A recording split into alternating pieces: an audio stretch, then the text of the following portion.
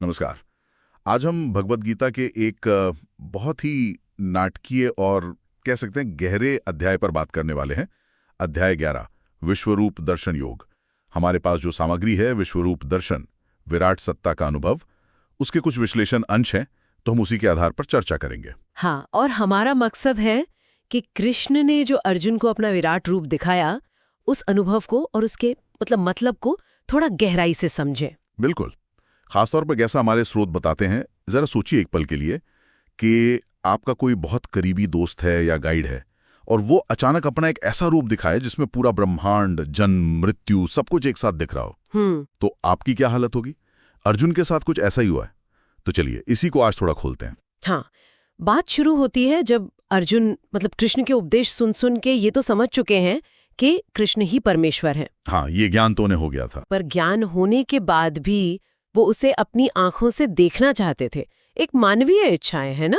वो चाहते थे कि कृष्ण का वो ऐश्वर्य वाला दिव्य रूप प्रत्यक्ष दिखे। सही। और कृष्ण वो उनकी इच्छा पूरी भी करते हैं, लेकिन पहले उन्हें वो दिव्य दृष्टि देते हैं। हाँ, ये जरूरी था।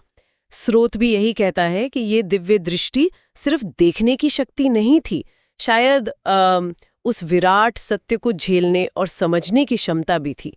हालांकि अर्जुन फिर भी पूरी तरह तैयार नहीं थे, जैसा आगे पता चलता है। अच्छा।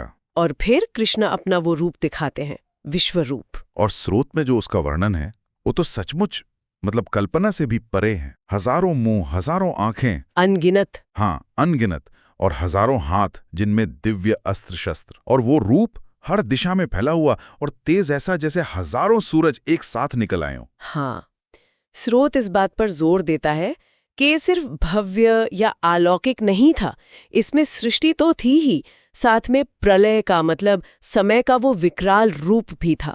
हाँ, ये बात महत्वपूर्ण है। भव्य भी और भयानक भी। बिल्कुल, विस्मयकारी और भयभीत करने वाला, दोनों एक साथ।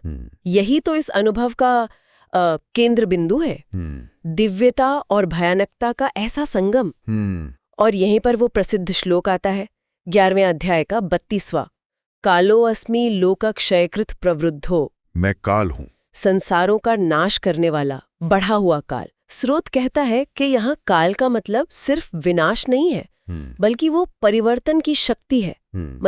पुरानी चीजें मिटेंगी तभी तो नई बनेंगी ना। कृष्ण साफ कह रहे हैं कि वही वो शक्ति है जो समय का पूरा चक्कर चलाती है। तो ये सिर्फ एक विजन नहीं था, ये तो असलियत का परम सत्य का सामना था। लेकिन ये समझना कितना मुश्किल रहा होगा अर्जुन के लिए कि जिसे वो अपना दोस्त, अपना सखा मानते आए थे, वही विनाश का इतना बड़ा स्रोत भी है।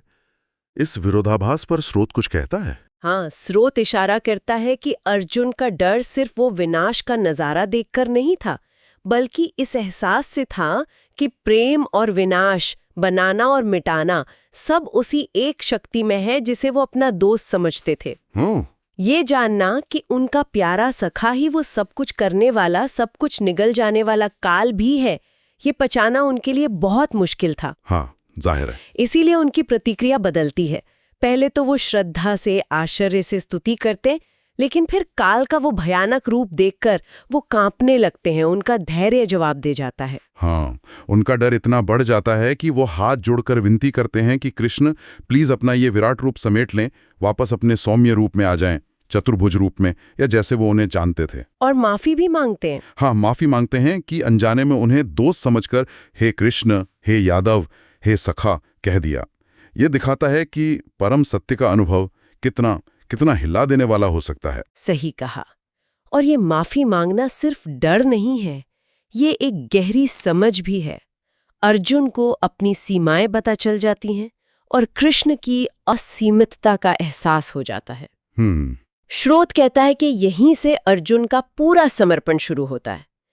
इस अध्याय की मुख्य शिक्षा यही है कि ईश्वर की सत्ता किसी एक रूप या सोच तक सीमित नहीं है।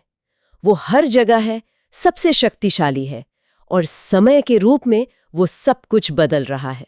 तो फिर मनुष्य के हाथ में क्या है? बस अपना कर्तव्य करना, धर्म का पालन करना, फल की चिंता छोड़कर, क्योंकि आखिरी कंट्रोल तो काल का ही है। तो संक्षेप में देखें तो अर्जुन ने कृष्ण के उस विराट रूप का अनुभव किया जिसमें सब कुछ था, बनना, रहना, मिटना, सब एक साथ।